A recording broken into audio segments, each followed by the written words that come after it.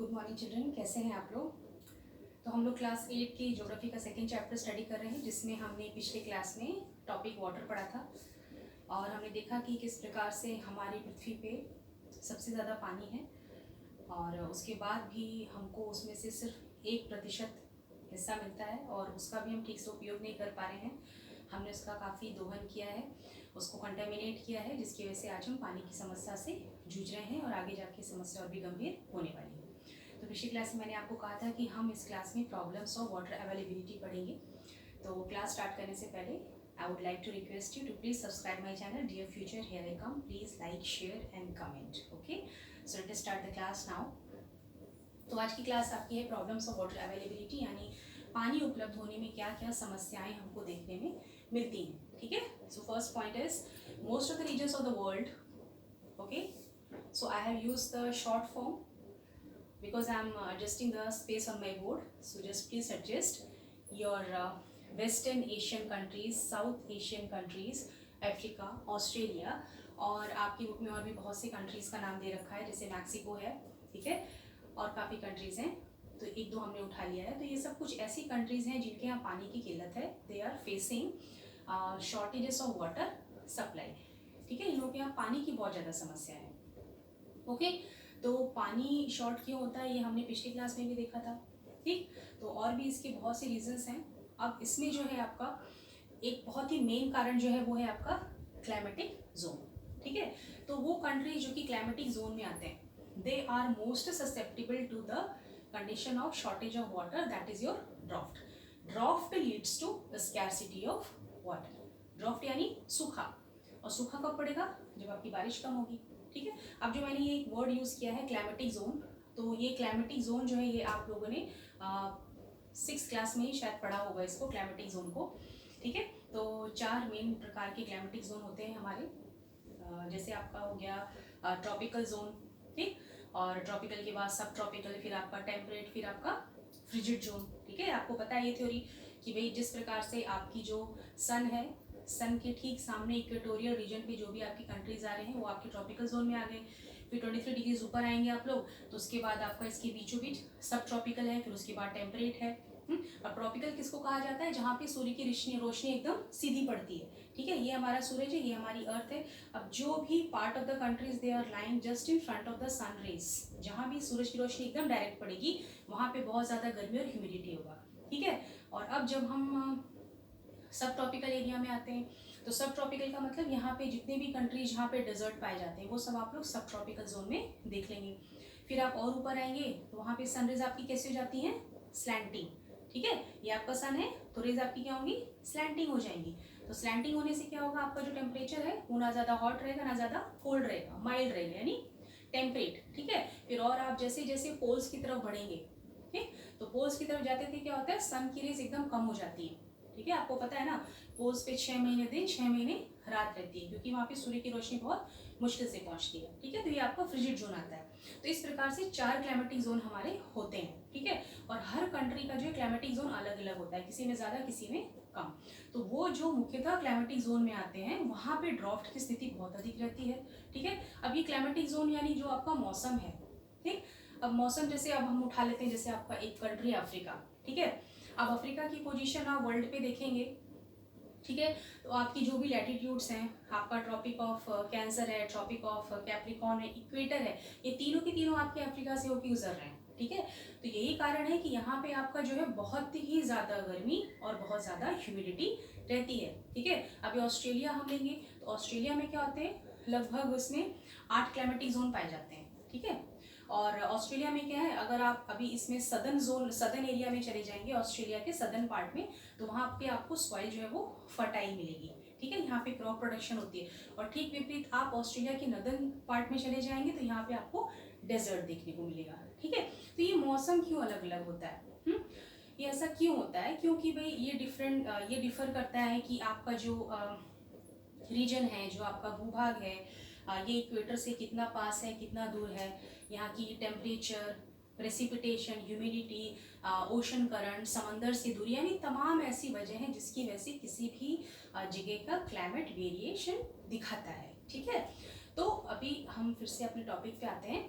So these are some of the regions, and of course some regions are also there which are facing shortage of water supply. That too which are lying in the climatic zone, they are facing the problem of drought and that leads to scarcity of water. ठीक है, तो इससे पानी की कमी होती है. और ये पानी की कमी के रीजंस क्या है, हम कारण देखेंगे. ठीक है, what are the reasons for the scarcity of water. Will see the first point, variation. Variation का मतलब क्या होता है, जहाँ पे चीज़ें आपकी एक जैसी नहीं है, स्थिर नहीं है. इसमें क्या होता है, ऊंचा या नीचा या कम या ज़्यादा होता है. तो किस चीज़ में कम या ज़्यादा है, वेरिएशन इन एनुअल और सीजनल प्रेसिपिटेशन.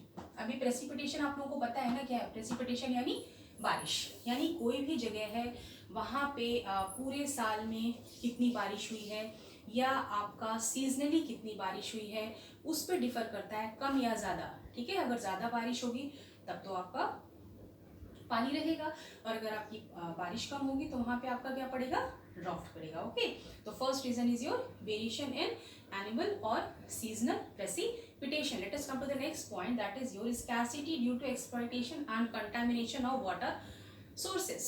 ठीक है, अब हम क्या करते हैं, हमारे पास पानी की सुविधा है, सोर्सेस हैं, नदियां हैं, तालाब हैं, कुएं हैं, हैंडपंप हैं, तमाम जो भी है, हम क्या करते हैं, हम इसमें दोहन करते हैं. पिछली क्लास में हमने देखा था हम पानी किस प्रकार से मिसयूज करते हैं. ठीक है, तो पहले तो हमने क्या क्या मिसयूज किया, आधा हमने ऐसे ही बहा दिया. ठीक है, उसे वेस्ट हो गया, और दूसरा हमने क्या कर दिया, उसको कंटेमिनेट कर दिया. ठीक है, कंटेमिनेट कैसे, वे जो भी गंदा पानी हमारे घरों से जा रहा है, खेती में इस्तेमाल हो रहा है, फर्टिलाइजर केमिकल पड़े हुए हैं, फिर जो भी कारखाने से आ रहा है, तो इस प्रकार से हमने क्या किया, पानी आपका गंदा कर दिया. ठीक है, तो ये आपके दो कारण होते हैं that are responsible for the scarcity of water. Clear. Now let us come to the next point. अब हम क्या करें, ऐसा हम क्या करें जिससे कि हम इस पानी की कमी को बचा सकते हैं. क्या करें, हम पानी की बचत करें. तो अभी पानी हम कैसे बचाएं, सो कंजर्वेशन ऑफ वाटर रिसोर्सेस. तो अब हम पानी के रिसोर्सेस को कैसे बचा सकते हैं ये हम लोग देखेंगे. तो first point is your treating the discharged sewage, agricultural chemicals, industrial effluents before releasing into the water bodies. अब ये सेवेज क्या है, डिस्चार्ज सेवेज का मतलब क्या हुआ, डिस्चार्ज सेवेज मतलब हमने जो भी घरों में पानी इस्तेमाल किया, ठीक है, उसके बाद जैसे हमने कपड़े धोए, बर्तन धोए, हम नहाए, तो ये सब गंदा पानी कहाँ जा रहा है, नालियों में जा रहा है, ड्रेन आउट हो रहा है. अब ये जो है आपका पाइप्स में जाता है और ये जाके नदियों में गिरता है, ये सेवेज वाटर है. तो हमने क्या किया, इसको ट्रीट नहीं किया, इसको साफ नहीं किया, तो ये तो पहला आपका गंदा पानी हुआ. और दूसरा क्या है, एग्रीकल्चरल केमिकल्स. अब एग्रीकल्चरल केमिकल्स क्या है भाई, आज के टाइम में हमको क्रॉप प्रोडक्शन भी बढ़ानी है, हमको क्रॉप्स को कीड़ों से भी बचाना है, खरपतवार से भी बचाना है, तमाम जाम है. ठीक है, तो हम इसलिए क्या करते हैं, तरह तरह के फर्टिलाइजर्स यूज़ करेंगे, केमिकल्स यूज़ करेंगे, पेस्टिसाइड यूज़ करेंगे. ठीक है, तो ये सब क्या होता है, कीटनाशक हैं, दवाइयाँ हैं, तो जब हम स्प्रे करते हैं, पौधों पे डालते हैं, तो ये जाके ज़मीन में मिट्टी में मिल जाता है. ठीक, तो अभी मिट्टी में तो मिल गया इसके कण.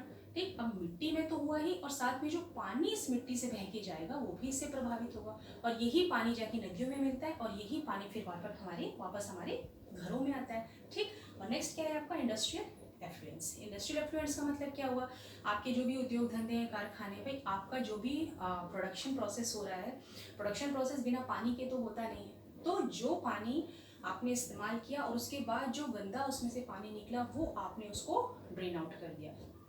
तो as per the rule regulation क्या होना चाहिए, जितनी भी इंडस्ट्रीज हैं उनको उस पानी को ठंडा करके, क्योंकि फैक्ट्री से जो पानी निकलता है वो गर्म निकलता है. ठीक है, तो उनको पहले उसको ठंडा करना चाहिए, उसको ट्रीट करना चाहिए. After that they should release that water into the water bodies, but mostly they are not following this. तो अगर पानी गर्म होगा तो इससे क्या होगा, वाटर सोर्सेज में जो मछलियाँ हैं वो मर जाएंगी, बाकी जो पौधे हैं उनको नुकसान पहुँचेगा. ओके, तो अब हम जो भी ये गंदा पानी छोड़ रहे हैं, जो हमारे घरों से आ रहा है, खेतों से आ रहा है, ठीक है, फिर आपकी इंडस्ट्रीज से आ रहा है, they should be properly treated before releasing into the water bodies. और अगर हम नहीं ऐसा करते हैं, देन ऐसा क्यों करना चाहिए, what is the reason why हमको ये ऐसा इसलिए करना चाहिए, या फिर अगर हम ऐसा नहीं करेंगे तो क्या होगा, they contain major contaminants like nitrates, metals, pesticides which reach human body and are non-biodegradable in nature. ठीक है, हमें इसको ट्रीट इसलिए करना चाहिए क्योंकि ये जो भी कंटामिनेंट्स निकल के आ रहे हैं, जो भी ये पोल्यूटेंट्स निकल के आ रहे हैं इसमें बहुत ही पॉइजनस धातुएं होती हैं, जैसे आपके मेटल्स हैं, नाइट्रेट्स हैं, ठीक है। ये सब जो ह्यूमन बॉडी में अगर पहुंच जाएंगे ये डाइजेस्ट नहीं होते, ठीक है। ये अपने सिंपलर फॉर्म में टूटते नहीं है, they are non biodegradable. Non biodegradable मतलब यहाँ पे भी दो टर्म निकल के आते हैं, बायोडिग्रेडेबल है, नॉन बायोडिग्रेडेबल। तो बायोडिग्रेडेबल मतलब which broke down into the simpler substance, जैसे आपके ऑर्गेनिक चीज़ें हो गई, भाई केले के सब्जी के आपने छिलके लिए, फलों के छिलके लिए, ठीक है, ये सब आपने क्या किया, मिट्टी में फेंक दिया। कपड़े हो गए, ठीक है, तो ये सब क्या होता है, मिट्टी में सड़गल जाते हैं, ठीक है। धीरे धीरे धीरे धीरे टूट फूट के ये फिर मिट्टी का ही अंश बन जाते हैं और ये खाद का रूप लेते हैं, यानी खुद ही मिट्टी बन जाते हैं। लेकिन कुछ चीज़ें ऐसी होती हैं जो कभी भी टूटती नहीं है, कभी भी मिट्टी में मिक्स नहीं होती या फिर हमारी बॉडी में डाइजेस्ट नहीं होती हैं। जैसे हम एक एग्जांपल लेते हैं प्लास्टिक का, polythene bags, very common example, ठीक है। जैसे कि हम लोगों को क्या होता है, सब्जी लेने जाना होता है, कोई सामान जाना होता है लेने के लिए, तो हम लोग क्या करते हैं, हाथ हिलाते हुए मार्केट निकल जाते हैं, ओके। उसके बाद फिर क्या होता है, दुकानदार हमको प्लास्टिक की थैली में रख के देता है, हम लोग खुशी खुशी लेके चले आते हैं। और आपने देखा होगा कि हॉस्पिटल्स में या फिर कहीं दुकानों में यहाँ वहाँ लोग जो है वो पॉलीथीन बैग में चाय तक कैरी करते हैं, which is very very dangerous. क्यों? क्योंकि जो पॉलीथीन बैग होते हैं इसमें केमिकल्स बहुत खतरनाक होते हैं और ये प्लास्टिक कभी भी गलता नहीं है। तो जब हम इसको ज़मीन में फेंक देते हैं, हम ही नहीं फेंकते, दुनिया के सब लोग फेंकते हैं, तो टन्स ऑफ प्लास्टिक आपके ज़मीन में जाते हैं। धीरे धीरे अंदर क्या होता है, ये मिट्टी की परतों में जमा होते जाते हैं, ठीक है। भाई अभी क्या कारण है कि ज़रा सी बारिश में हमारे पूरे शहर में जल भराव हो जा रहा है, बाढ़ जैसी स्थिति हो रही है, हमारा भूमिगत जल का स्तर नीचे गिर रहा है।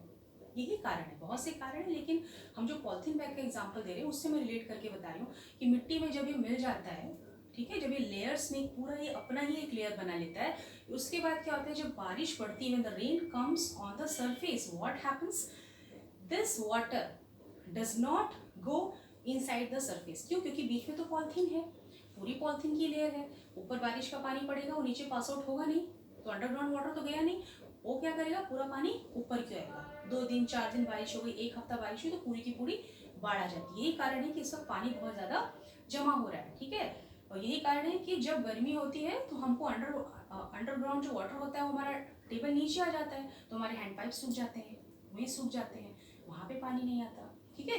तो यही कारण है जिसकी वजह से जो है हमको इस प्रकार की खतरनाक चीज़ों को क्या करना चाहिए, ट्रीट करना चाहिए, okay, they should be treated. अभी मैं पानी की बात कर रही हूँ, मैंने जो प्लास्टिक एग्जांपल दिया वो मैंने आपको बस समझाने के लिए दिया था, यहाँ पे हम वाटर सोर्स की एग्जांपल ले रहे हैं, ओके। सो नाउ हियर, अब ये जो चीज़ें हैं उसमें आपका पहला टर्म हमने यूज़ किया, treating the discharge all this contaminants. तो पहला स्टेप हम क्या करेंगे, इसको ट्रीट करेंगे। और सेकेंड मेजर हम क्या अडॉप्ट कर सकते हैं, afforestation. Again two terms, afforestation, deforestation.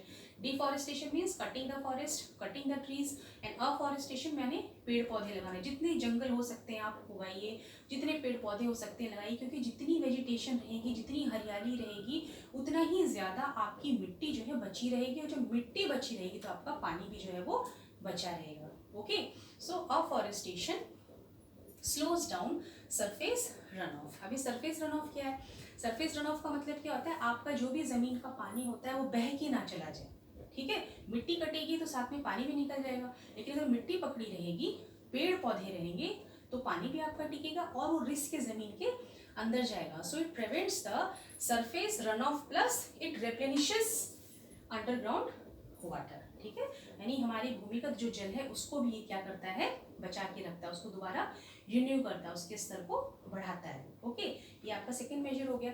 अब थर्ड मेजर क्या है, वाटर हार्वेस्टिंग। अब वाटर हार्वेस्टिंग क्या है, किसान क्या करते हैं, मिनी कर्नाटक साइड में आप जाएंगे, वहाँ पे जो किसान होते हैं वो खोद के पूरा एक तालाब जैसा, गड्ढा जैसा बना लेते हैं बारिश के लिए। जब बारिश होती है तो बारिश का जो पानी होता है, जितनी दिन बारिश होती है वो पानी उसमें धीरे धीरे इकट्ठा होता जाता है, ठीक है। तो ये बारिश का पानी जब इकट्ठा होता है, इसी पानी को ये लोग छोटी छोटी नालियाँ बना के अपने खेतों में सप्लाई कर देते हैं, तो इससे उनके पौधों की सिंचाई होती है, या फिर अपने जानवरों को पिलाते हैं, या फिर किसी और काम में लेके आते हैं, ओके। सो वाटर हार्वेस्टिंग आप भी कर सकते हैं। अगर बारिश होती है तो आपने बड़ा सा टब लिया या बाल्टी लिया, आपने उसको बाहर रख दिया, उसमें सारा पानी इकट्ठा हुआ, फिर आपने उस पानी को किसी काम में ले लिया, okay. So that is the use of your water harvesting.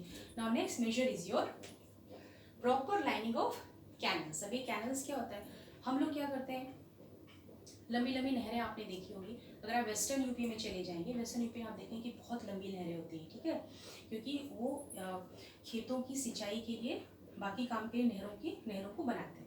लेकिन करना क्या होता है, ये जो कैनल्स हम बनाते हैं, अगर ये प्रॉपरली बने नहीं होंगे या कभी इसमें दरार पड़ जाएगी और हम चेक नहीं करेंगे, तो धीरे धीरे इन दरारों से पानी रिस रिस के आपका क्या होगा, वेस्ट होता रहेगा।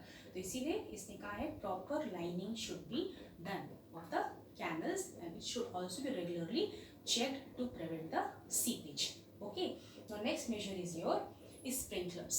अभी sprinklers क्या होता है, देखिए जब खेतों में पानी देना होता है, ओके, या गार्डन में पानी देना होता है, कहीं भी एग्रीकल्चर फील्ड में, अगर आप टैप से पानी दीजिए, बाल्टी से पानी दीजिए, तो क्या होता है, आपकी मिट्टी जो है वो कट जाती है, क्योंकि बहुत मोटी धार जाती है, मिट्टी कट जाएगी, पौधों को चोट लगेगी, कुछ पौधे टूट भी जाते हैं। लेकिन स्प्रिंकलर्स में पानी क्या होता है, वेस्ट भी बहुत होता है, ठीक है। लेकिन स्प्रिंकलर्स आप यूज़ करेंगे, स्प्रिंकलर्स क्या होता है, ये एक रॉड की तरह खड़े कर दिए जाते हैं खेतों में, ठीक है, और पानी सप्लाई होता है और ये फुहारों की तरह पूरे के पूरे पौधों पे पड़ता है। जैसे कि आपकी बारिश धीमी धीमी गिरती है, वैसे स्प्रिंकलर से पानी आपका नीचे स्प्रे होता है। तो इससे क्या होता है, आपकी मिट्टी जो है वो एरोड नहीं होती है, ओके, आपके पौधों को चोट नहीं लगती है, बेकार का पानी वेस्ट नहीं होता है, और पानी धीरे धीरे आपका ज़मीन में एब्जॉर्ब होता है। That is the use of your sprinklers. Now next is your drip और ट्रिकल इरिगेशन। अभी ड्रिप का मतलब क्या होता है, बूंद बूंद, ठीक है।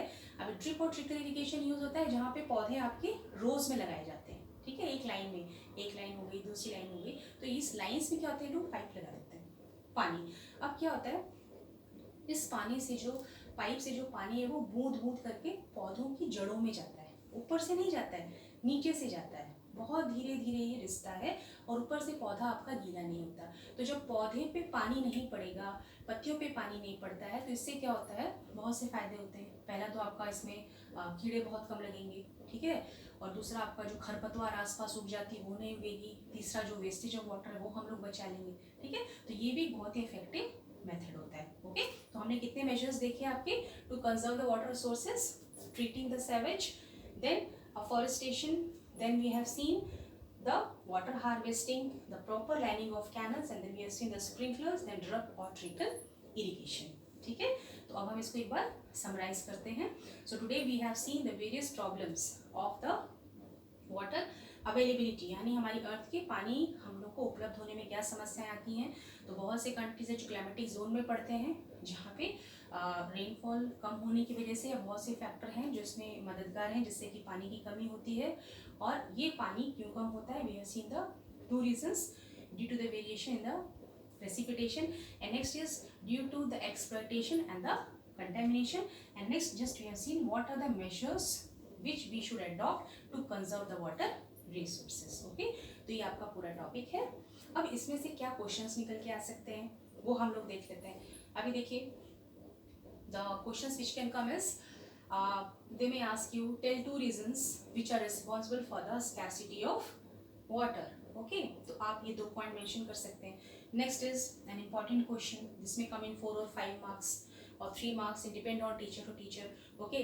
What are the measures which can be adopted to conserve the water resources, और they may also ask what you mean by sprinklers, how it is effective, what is drip और trickle irrigation, okay, why the canal should be properly lined, clear, and how the afforestation or how the forest cover slows down the surface runoff, what are the uses, what are the advantages of these two things, okay। The questions may be asked in any form, the main thing is that your concept should be clear, ठीक है। यानी आपका अगर concept ही clear रहेगा तो question कैसे भी घुमा के पूछ लेंगे, आप उसका आंसर कर सकते हैं, राइट। तो आज हमने इस टॉपिक को पढ़ा, आई होप आपको ये कॉन्सेप्ट समझ में आया होगा, और अगली क्लास कंटिन्यू करने तक आप प्लीज़ इसको रिवाइज कीजिए, मेमोराइज कीजिए। Till then see you, bye bye.